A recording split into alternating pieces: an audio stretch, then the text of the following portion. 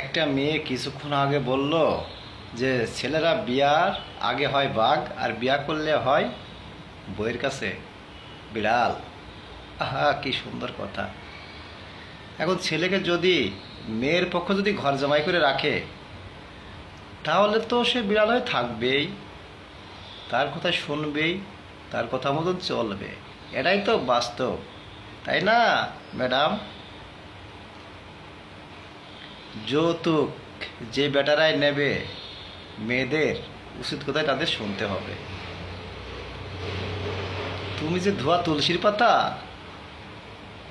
তোমার জামাইকে তুমি কেমন করে ব্যবহার করো? তুমি তুই তুই করে ব্যবহার করো, না তুমি তুমি, না আপনি আপনি? তোমার তো দেখে মনে হয় না তুমি ভালো একটা মেয়ে। তোমার তো মনে হয় 7 ঘাটে ধোয়া পানি খেয়েছো তুমি, সুন্দরী।